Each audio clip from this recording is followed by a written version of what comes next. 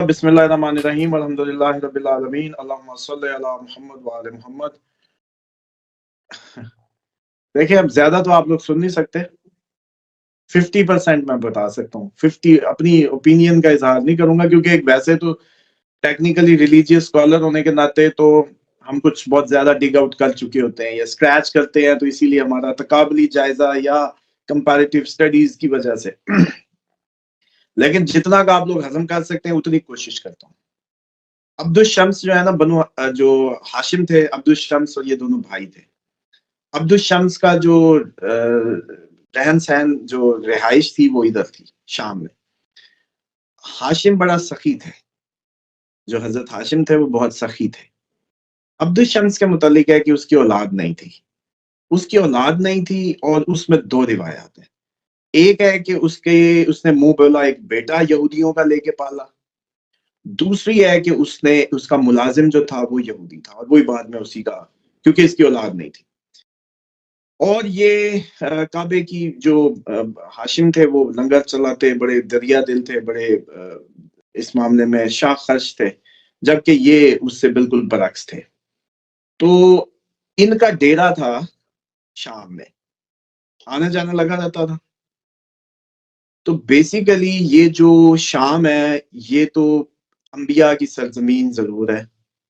اس مسجد میں حضرت یحییٰ کا سر بھی موجود ہے۔ اس سے پہلے میں تھوڑا سا بیک گراؤنڈ میں آتا جاؤں آگے، تاکہ اسی سیکوینس سے آپ کو اس وقت کی اہمیت سمجھ آئے، پچھلی کو چھوڑیں جس سے آپ کا لینا دینا نہیں ہے۔ مثال کے طور پہ حضرت یحییٰ کا سر کٹ کے ادھر ہی مدفن ہے۔ اسی طریقے سے یہ کئی دفعہ عیسائیوں کے قبضے میں گئی، کئی دفعہ عیسائیوں کے قبضے سے آئی، یہ ایک بات کی کہانی ہے فرسودہ۔ اصل بنیاد کو سمجھیں، جو بنو امیہ کا جو تخت تھا اس کی جو ابتدا ہوئی وہ یہاں سے ہوئی، شام سے ہوئی، یہاں سے ہوئی۔ اسی لیے جو مسلمانوں میں جو سب سے پہلا گروہ بندی کا پہلا نمائندہ سامنے آیا جس نے رفٹ کھڑی کی، وہ جو ابتدا ہے وہ شام سے۔ مثال کے طور پہ سب اس میں متفق ہیں، حضرت علی چوتھے خلیفہ ہیں تمام امت مسلمہ کے، اور اس میں کوئی اختلاف نہیں ہے۔ سنیوں کی جتنے بھی بیلٹ ہیں یا سیکٹس ہیں ان میں نہیں ہے۔ شیعہ ان کو اپنا پہلا مانتے ہیں، چوتھا مانتے، چلو مان دیتے ہیں نا کسی طریقے۔ تو حضرت علی کے خلاف جو لشکر کشی تھی وہ شام سے ہوئی پہلی، اور مسلمانوں کی پھر صفین سے لے کے جتنی بھی جنگیں اور فتنے جس میں مسلمانوں کی خون ریزی ہوئی وہ سب ادھر سے لشکر نکلے۔ ایون جو لوگ یہ کار کرتے ہیں عموماً کہ صلح حسن کیوں ہو گئی تھی، اور بڑا اس کو جی بڑے دل والے تھے، بڑے یہ تھے، بڑے وہ تھے، بڑا ایگزیجوریٹ کیا جاتا ہے، جو کہ تاریخ کے ساتھ ایک ظلم اور میں سمجھتا ہوں کہ زیادتی ہے۔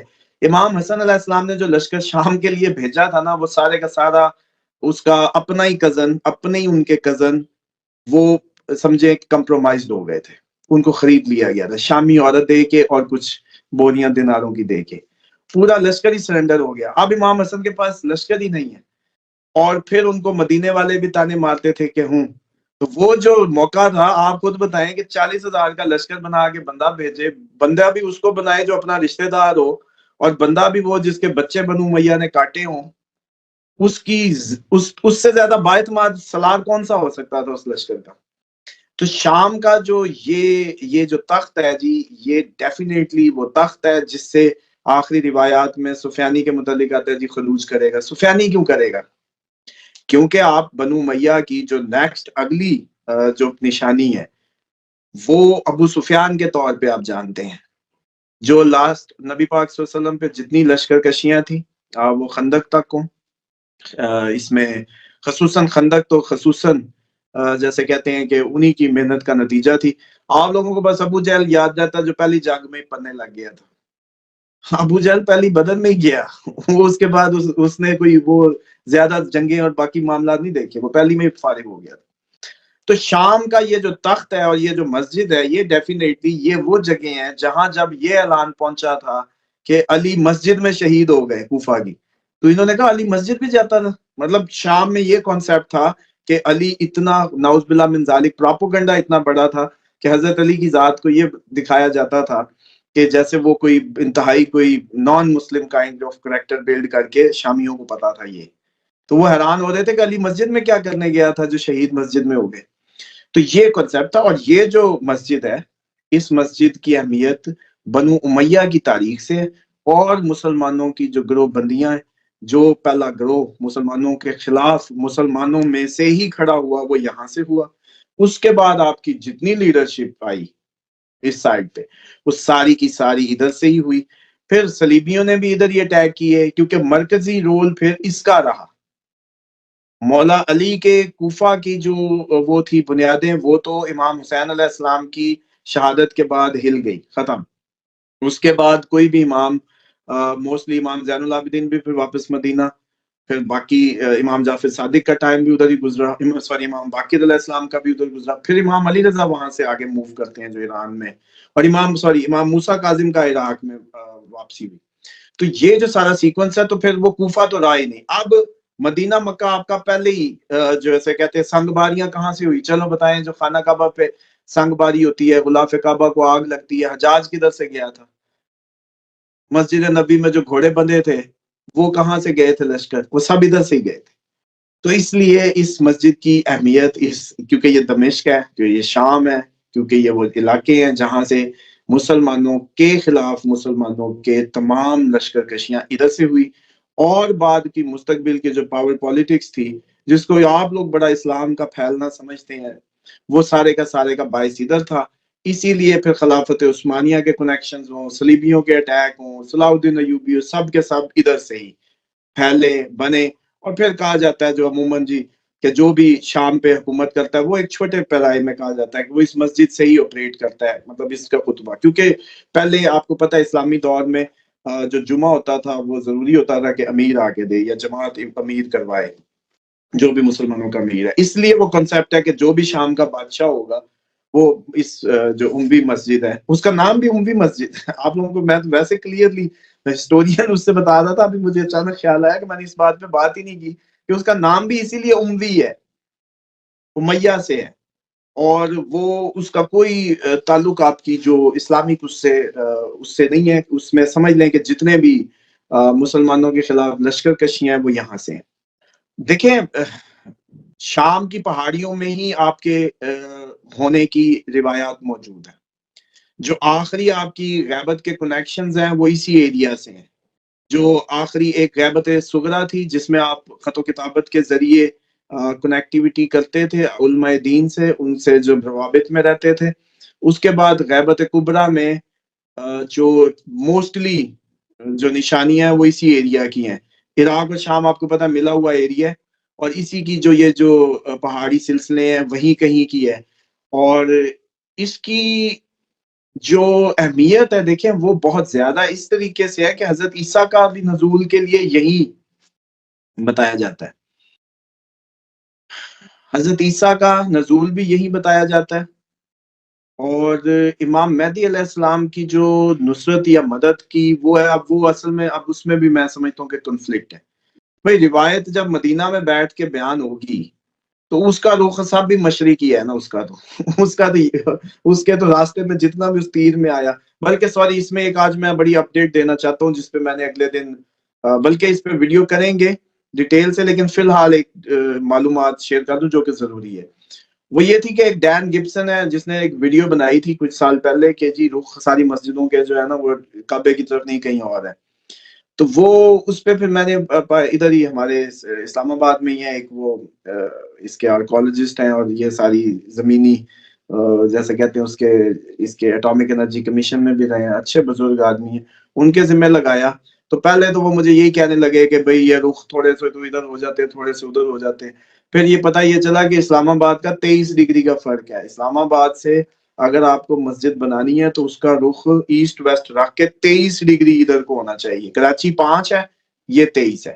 اور یہ اب چیک کر لیں سارے اپنی اپنی مسجدوں میں کمپاس رکھ کے اس کی ڈگریاں, تو عموماً ڈگریاں خراب نکلیں گی موسٹلی ادھر اسلام آباد کی. اچھا چلیں اب آگے چلیں, یہ اپڈیٹ بڑی ضروری تھی, اس پہ علیحدہ سے ویڈیو بننی ضروری ہے کیونکہ ہماری مسجدوں کے رخ ہی وہ کئی کہتے ہیں بس بھی ادھر نیت کی تو دبا رکھو, پھر تو پھر کعبے کو بھی کیا دبا رکھو, اللہ تو ہر طرف ہے جدھر مرضی دبا رکھو. پھر روایتوں پہ تو رخ ہم نہیں کریں گے نا. اچھا بہرحال اس میں یہ تھا سر کہ امام مہدی علیہ السلام کی جو غیبت کا ایریا ہے نا وہ یہ ملتا ہے. اچھا بلکہ چلے آج آپ کو ایک اور بھی بتاؤں. ایک دفعہ حاضری ہوئی جنات کی، میں کسی اس میں تھا تو میرا تجسس عموماً یہی ہوتا ہے. تو میں نے اسی تجسس کے تحت پوچھا کہ تم بتاؤ کہ کہاں تک جا سکتے ہو، کہاں تک پہنچتے. تو انہوں نے کہا ہم سارے ایریا پھرتے ہیں. تو میں نے کہا تم یہ بتاؤ کہ امام مہدی علیہ السلام کی کوئی اندازہ ہے کہ کدھر ہوں گے. اس نے کہا شام. میں نے کہا تم جا سکتے. کہتے ہم ریسٹرکٹیڈ ہیں، ہم گھس نہیں سکتے، ہم جا نہیں سکتے اس ایریے میں، شام کی اس میں. تو اس سے پھر مجھے یہ آیا کہ یہ شام کی ہی پہاڑیاں ہوں. اچھا روایات میں بھی یہ بات موجود ہے، یہ کوئی یہ نہیں کہ انہیں جنات نہیں مجھے حاضری کے دوران کہی، یہ ویسے بھی میں نے پڑھی ہیں روایات. لیکن ان سے مجھے ایک مزید تسکین ملی، یعنی کہ میری اس کو وہ ملی. اب یا تو انہوں نے وہ کیونکہ میں سمجھتا ہوں کہ آئی ڈونٹ نو، پاسبل ہی ہے کہ وہ سنتے ہوں، لیکن مجھے نہیں لگتا کہ وہ حاضری کوئی سننے کے نتیجے میں تھی. بہرحال یہ ایک میں نے کہا آپ کو سر راہ بتا دوں کہ ایک اور بھی ایویڈنس دوسری مخلوق کا بھی ہمیں ملا ہوا ہے. تو شام کی پہاڑیاں بیسیکلی وہ ایریا لگتا ہے جہاں امام جو ہے غیبت میں وقت گزارتے ہیں. اور وہ غیبت بھی اسی طرح سے ہوتی ہے کہ آپ میں آمنے سامنے ہیں تو آپ بس مجھے نہیں جانتے تو نہیں پہچانتے. وہ یہ نہیں ہوتا کہ جی وہ کوئی غیر مرئی ہو گیا تو نظر ہی نہیں آتے. پہلا تو یہ کنسیپٹ درست کریں. جیسے حضرت خضر علیہ السلام آپ لوگوں کے آئے، کئی دفعہ آئے، موسیٰ کو ملے، حضرت علی کو ملے، آتے ہیں جاتے ہیں، لوگوں میں پھرتے ہوں گے، لیکن وہ لمبی عمر ہے، پتہ نہیں چلتا. اور تیسری اس کی بڑی دلیل یہ ہے کہ اس علاقے میں انریسٹ ہی رہا ہے، اور اب کچھ زیادہ بڑھ گیا. اب نہ ان کے پراپر آئی ڈی کارڈ، نہ کوئی. دیکھیں ایک ہو سکتا ہے امام کو چھپانے کے لیے اللہ تعالیٰ نے ادھر کوئی نظام ہی نہیں بننے دیا کبھی، ورنہ آپ کی تو اب پاکستان میں سیم رجسٹرڈ ہو چکی ہے تو بندہ چھپنا ہی مشکل ہے پاکستان میں. تو ادھر کوئی کبھی کوئی گروہ، کبھی کوئی گروہ، ہزاروں گروہ، ان کے اندر کوئی بھی کہیں بھی کیسے بھی ایک انریسٹ کا ایریا، وار زون، اور اس میں خدا کی مدد اور اس سے وہ. تو یہ لگتا یہی ہے کہ وہ روایات سے بھی اور ویسے بھی کہ یہ ایریا ہے.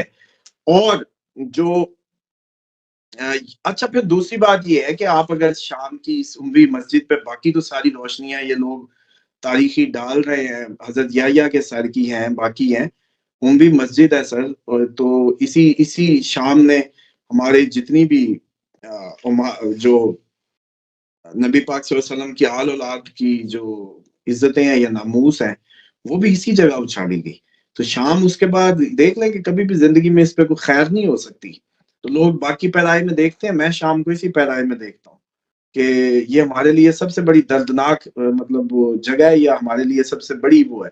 ہاں لیکن یہ ضرور ہے کہ اب وہ وقت جو آ رہا ہے، جو قریب ہے، جس کی علامات اگلے سال بلکہ اس پہ ایک ڈیٹیل ویڈیو کرتے ہیں، کیونکہ ماہ مبارک رمضان میں دوبارہ چاند گرہن اور سورج گرہن لگ رہے ہیں اگلے سال بھی. اور جمعہ بھی اگر حج اکبر بھی ہوا تو پھر جنگیں اس اپریل مارچ میں ساری چھیڑ چکی ہوئی ٹکا کے.